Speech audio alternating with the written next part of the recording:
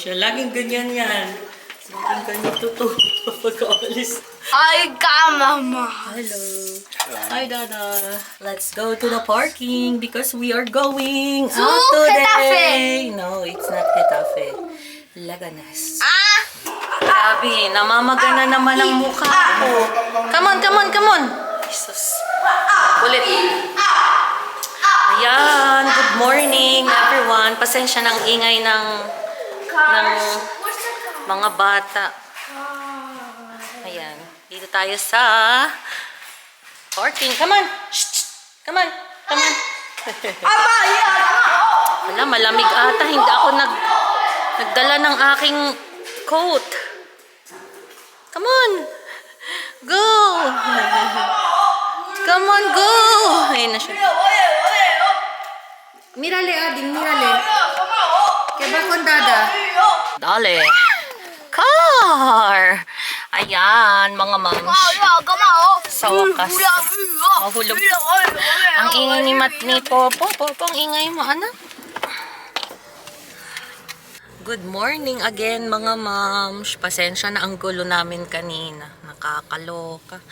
Ayun. Paalis tayo today, obviously. Lagi na lang. So, ayun, papunta tayo ng Leganes today because may appointment ang kotse ng Dada. Kasi, ano siya, ang tawag dito? Maintenance. Ayun, may maintenance yung kanyang sasakyan kasi matagal na din siyang hindi napapa-maintenance. Mga 2 years na din yata yun. Last year nakapag-maintenance ka ba? Hindi siya nakapag-maintenance, mga moms. So, kailangan din namin kasi next week sa Holy Week, ayan, maglalayas tayo. Punta tayo ng vacation. Kasi vacation na nila po, naka Holy Week vacation na sila. So, ayun, ipaayos natin yung sasakyan. Sana okay lang yung sasakyan natin. Although maayos pa naman yung takbo niya. So yung mga bata, nandyan sila sa likod. Say hi, kids. Hi. Mateo. Hi, everyone. Say hi. How are you? Uy, snap ang baby. Why are you angry? Ang happy mo lang kanina. Si kuya naman, ayan. Good job ang kuya sa school, kaya ito yung kanyang premyo, si kuya. Lahat ng grades niya mataas, no?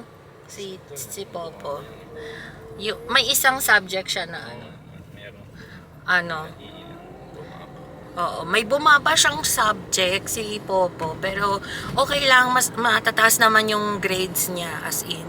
So, ayun yung ating papremyo kay Kuya Popo. So, ayan, pakita ko sa inyo yung weather natin today. Grabe, Ay, naulan na naman, mga moms. Nakakaloka. Diba nung last na vlog ko yata yun? Na araw na. Pero ngayon, tingnan nyo. Gloomy na naman ang araw. Ilang araw na naman na ganyan. So, ayun, sana sa Holy Week. Ang wish ko sa Holy Week, sana wag umulan. Namamasyal kayo tapos naulan, diba? So, ayun, sana wag siyang umulan. Car! Sabi ng tete, car! Hi, Kuya Pogi. Ang pogi naman ng kuya ko. Ha? Ang pogi naman ng kuya ko na yan. Andito na kami, mga moms. Ang bilis. 5 minutes lang yun. Nakakaloka.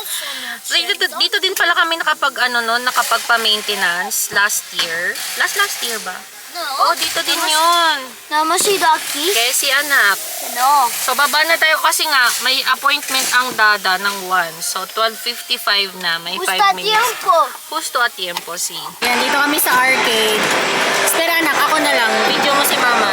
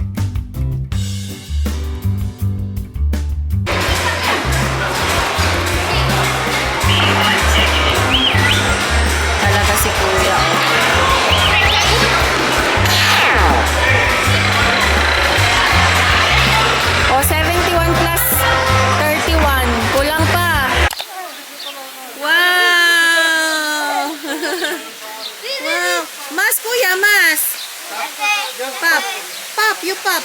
Mas, kuya. Kuya, you blow more. Blow more.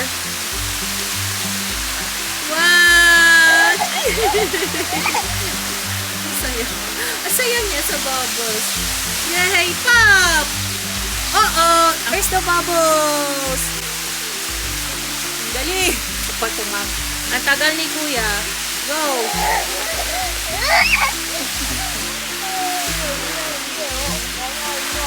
Bubbles! Go get it! Okay, one. Si Dada nanonood lang ng ano niya eh. Alaga niya. Dito kami sa labas, mga moms, ng mall. Itong dalawang to, sinasamantala lang nila na hindi na ulan na yun. Ang saya niya sa bubbles. Tapos dumaan pala kami ng Primark kanina. Kaya nga, umaambon na yun. Tara na. Ayan, mamaya pakita ko na lang sa inyo. Ayan na, bilis na. Alonso, rapido. Ano na to? Merienda muna kami, mga moms. Nandito kami sa heladeria. So, umuulan kasi, kaya dito muna kami. Ayan. Gelati Dino, ang pangalan. So, ito na si Tete. Mateo, nag-merienda lang siya ng ganito. Kasi kakatapos nilang magdede eh. Kanina pa yan siya. So, mamaya na siya mag-lunch. Hoy! Nag-order kami ng ice cream. Tapos ito kay Poco. Gusto niya daw kasi to. Ayan, Basta ito. balik yan doon. Ano kasi to yung... KitKat. No, it's... Kinder Bueno. Kinder Bueno. Ayun. Sarap siya. Tapos kay Dada yun. And ice cream naman sa akin. Hati kami ni Popo. Kain tayo. Good morning, mga moms. Time check. It's 11:30. Ayan, grabe. Pasensya na kayo sa pagmumukha ko today kasi naglinis ako ng bahay. Actually, hindi pa ako tapos. Dito pa lang ako sa sala namin natatapos and currently nandun ako sa kwarto. Inaayos ko naman siya ngayon.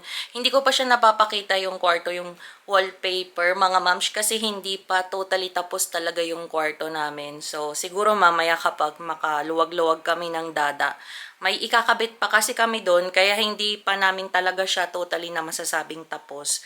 So, ayun mga moms, kahapon hindi ko na kinaya mag-vlog, pasensya na kasi nga sobrang likot ni Mateo. Alam niyo yun kasi nga takbo siya ng takbo, tapos nagva-vlog ako, tapos si Dada naman nagtutulak ng cart namin. Ang dami namin din bit-bit kahapon, tapos wala pa yung sasakyan, hindi namin maiwan yung mga gamit doon, yung mga napamili namin. Kaya ayun, pasensya na mga moms, talagang sumuko na ako kahapon, as in. So, ayan, ngayon, naglilinis ako ng bahay kasi hindi ako nakapaglinis kahapon. Tapos, sinamantala ko din na wala sila. Nandun sila sa baba ngayon. Naglalaro sila ng football. Tapos, si Mateo, nandun siya. Tignan nyo.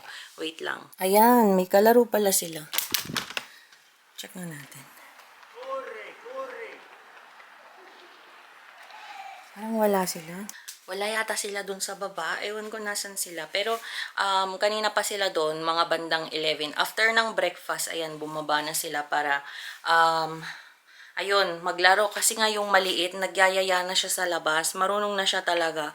Tapos pag andun na sila doon sa labas, sigaw siya ng, dyan sa may labas ng pintuan namin, papunta ng elevator. Sigaw na siya ng sigaw. As in, super duper excited talaga siyang lumabas. So, mga moms, ayan, sobrang napagod. Kakapagod, pinagpapawisan ako, pero ayun, carry lang kasi exercise naman siya. Pakita ko sa inyo yung nalinis ko. Ayan, start tayo dito sa bandang buffet table ba ang tawag dito? Hindi ko sure, mga moms. Pero ayan siya, kung ano-ano mga anik-anik yung mga nilagay ko dyan. Kasi alam niyo naman ako, mahilig talaga ako sa mga pampabango ng bahay, aromatherapy, mga ganun. So, ayan. So, dito, mga momshies. Ayan siya. Alam niyo ba, natutuwa talaga ako dito sa orchids. Ngayon lang talaga ako natuto na mag-alaga ng orchids, mga moms. Kaya ayan siya, tingnan niyo. Oh, apakaganda. Sana talaga magtuloy-tuloy na ito, mga momshies. Na mabuhay siya. Kasi ilang orchids na yung dumaan sa mga palad ko. Hindi sila pinalad sa akin talaga, mga moms. And then ito, bumili ako ng ganito nung kailan pa to? Last week pa yata to eh. Albahaca yung tawag dito. Yung pang pesto yan, yung mabango. So, hindi ko alam sa English, Mamshi. Kayo na lang yung bahalang mag-translate nun. So, ayan. Tapos, yung table natin, as usual. In fairness, dito sa table na, ay sa chair natin na to, apakatibay niya. Hindi siya nauga, hindi katulad nung chair na, yung chairs na nagdaan sa amin. Yung color gray na nagdaan sa amin, as in, ito napakatibay mga moms, promise. Tapos, ayan na yung buong kabuuan ng sala natin or yung, ang tawag dito, living room. And then, dito naman, yung TV console and then yung TV. Magulo talaga dun sa area na yon mga moms kasi dito talaga yung lagayan ng mga toys nung dalawa. Pag naglalaro sila, so dyan na lang, kuhaan na lang sila dyan ng mga toys. Maluwag naman kasi dito siya mga momshies. And then, dyan lang talaga yung pinaka-perfect area ng lagayan ng mga toys. And meron akong ipapakita sa inyo. Ayan, pinalitan na namin yung nakalagay dito na, ang tawag dito yung shoe rack.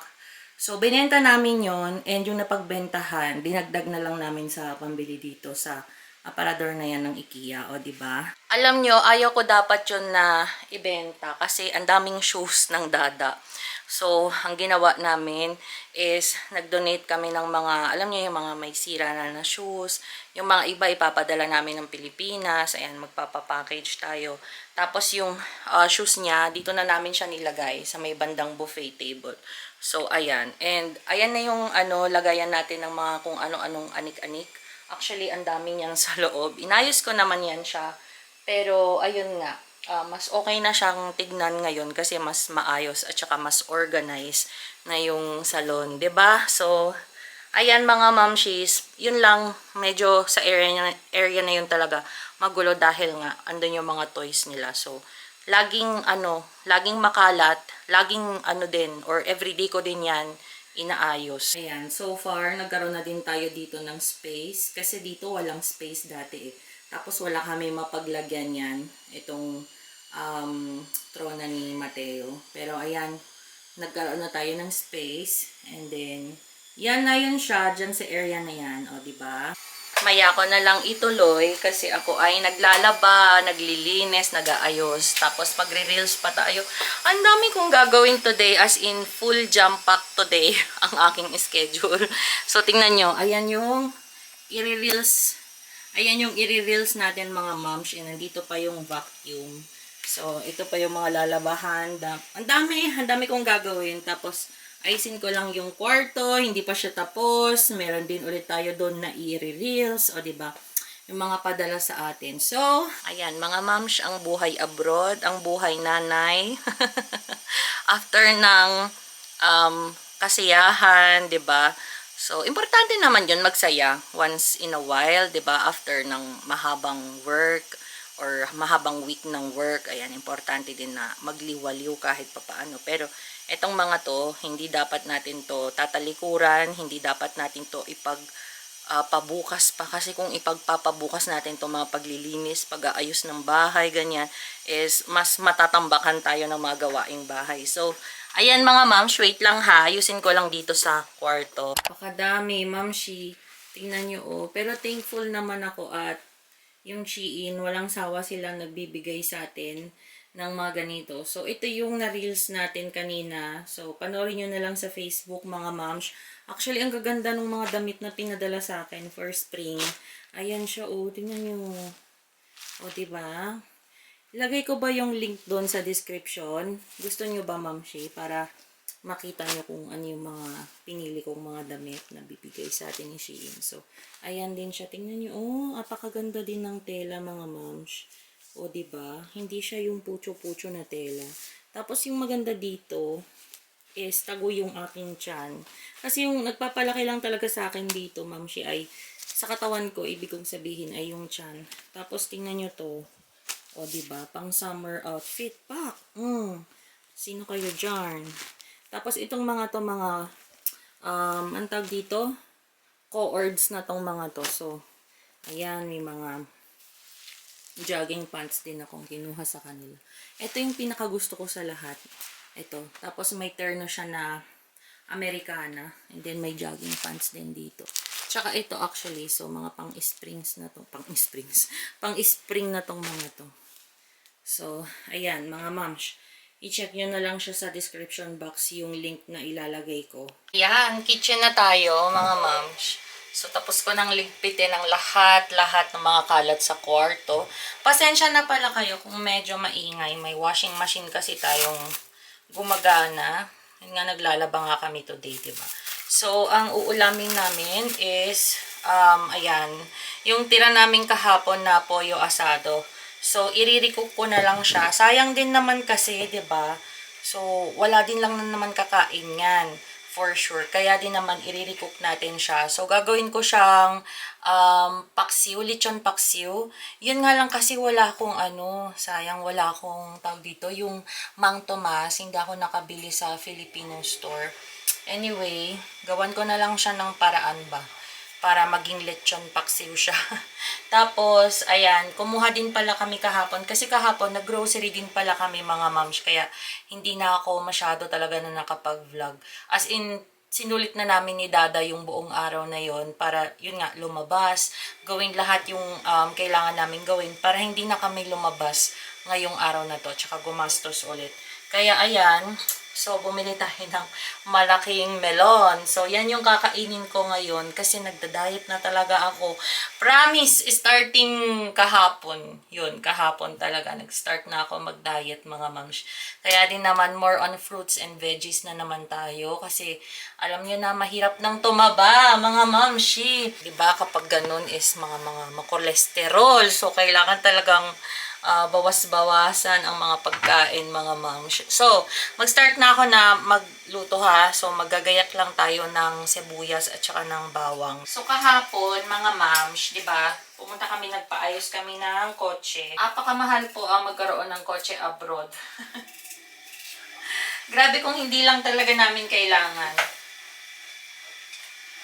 Mas gusto na lang namin mag-commute. Kasi dito naman sa Spain, ano naman yan accessible sa metro, sa bus. So, madaming mga dito, mamshi, hindi ka talaga mawawala. Means of transportation. So, merong malaking train, ganyan. Yun yung rente naman. Yun yung sinasakyan ko papuntang trabaho. Pero, yun nga kasi, pag may mga times na kailangan namin pumunta ng hospital, malayo yung yung pinupuntahan namin na mga hospital. So, kailangan mo talaga ng kotse.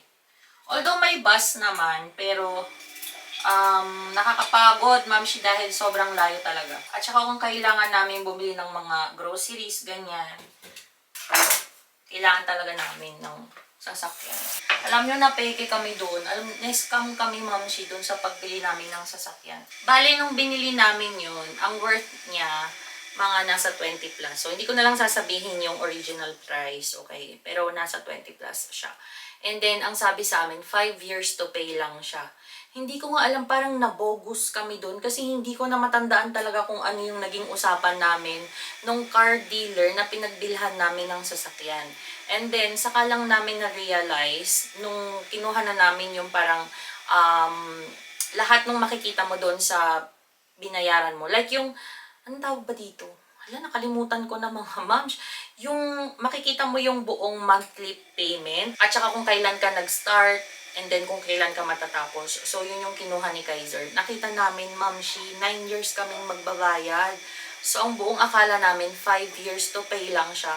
Tapos, bakit naging 9 years? And then, nadagdagan eventually yung presyo nung sasakyan. 'Di ba? So, hindi na siya 20 plus, naging 30 plus na siya. Yun yung presyo na ng sasakyan namin, mga moms. Pag isusuma total mo, yung mga binayaran namin or binayaran ni Dada. Kaya nga medyo nagsisisi si Dada kasi nga parang hindi worth it kasi hindi naman brand new yun yung binili namin yung sasakyan. Nasa kilometer zero siya. Yung kilometer zero kasi parang nagamit siya sa mga test drive, ganun. So, bagong-bago naman yung sasakyan in fairness and until now, maganda pa naman yung takbo niya. Pero yun, nag-iisip si Dada kung papalitan niya na lang ng brand new yung sasakyan kesa naman sa ganun. So, ayun, hindi ko alam. Basta, pero ang gusto niyang mangyari is mabawasan yung taon ng pagbabayad niya. Kasi diba, 9 years, my God. Kulang pa kami ng 4 years. Ayan, kaya ako, ang mapapayo ko sa mga gusto at saka excited bumili ng mga bagong sasakyan. Naku, Diyos ko, dahil tignan nyo muna, tanungin nyo na muna lahat-lahat ng mga interest, ng mga ilang taon, ganyan, kung kailan nyo babayar, kailan kayo matatapos, magkano, ganyan. Although, ginawa naman namin yun ni Dada, pero hindi namin talaga alam bakit naging 9 years. Grabe. Siguro dahil konti lang yung binabayar. Hindi naman sa konti, sakto lang naman yun. Actually, mataas pa din nga yung binabayaran ni Dada monthly. Pero hindi ko alam kung bakit ganun. Nagtataka tuloy ako. Tsaka nagtataka din siya. So, ayun. Hindi nga namin alam kung iwan na lang namin ulit, tapos mag-start ulit kami ng panibago, di ba? Kasi, pinaano na din ni Dada yan, yung tasaksyon, yung parang, para malaman kung magkano yung presyo kapag ibebenta mo yung sasakyan mo. So, okay pa naman daw yung presyo. Tapos, may makukuha pa din naman kami para pang down doon sa bago. So, ang iniisip namin is parang gano'n na lang. Pero sabi ko, uwi pa tayo, 'di ba? Ang daming gastos. Uwi pa kami this year and ayun, balak niyang palitan. So sabi ko sa kanya, wag na muna kasi 'di ba, uwi pa kami and ayun, panibagong gastos na naman. So parang, oh my God, kailan tayo matatapos? Kailan tayo matatapos sa pagbabayad, 'di ba? So, ganun. And, ayun, medyo na-realize niya naman, oh, siguro saka na lang. Kasi okay pa naman yung sasakyan namin as in, and ang maganda naman doon sa sasakyan namin is meron siyang, andang dito, yung sunroof. Ayun, maganda siya. Tapos, yun lang, outdated lang siya kasi hindi siya tipong customize noon.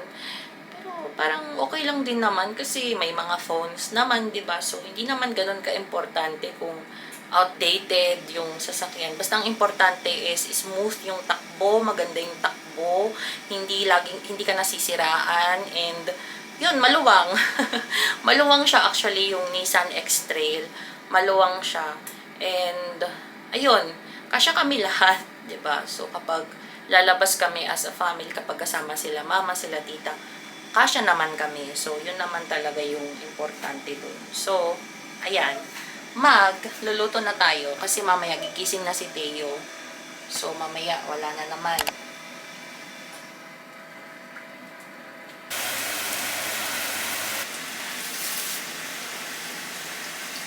Lagyan na natin.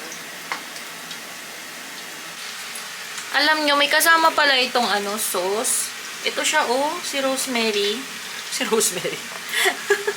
Kilala mo si Rosemary? So, ito yung ilalagay natin. Konti lang siya, mga mamshis. Para doon sa chicken natin. Gagawin natin paksiw. Ayan. So, balilagyan ko siya ng, mga mamsh, ng ginger. Ayan. Tapos, bawang sibuyas. And, ayan. Sige, lagay na natin, pero kontihan lang natin siya.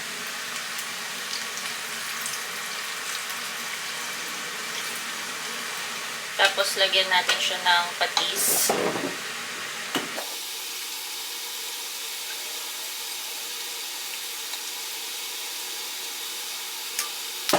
And then, suka.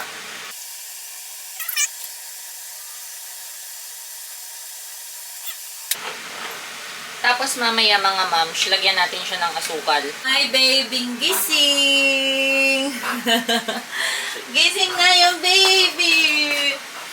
Mama, ma'am, ma'am, ma'am, ma'am, ma'am, ma'am, ma'am. Uy,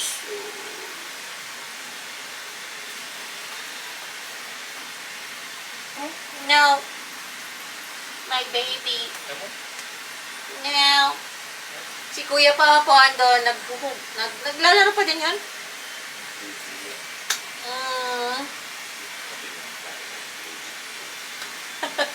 Nagulit daw yung labahin ng Dada. Hindi ko nga hindi ko nga siya hindi ko nga alam kasi nung pumunta ako dito, nagganyan na siya. Kunin mo nga Dada yung anuin mo siya, basagin mo tapos ganun mo. Ito na. Sayang.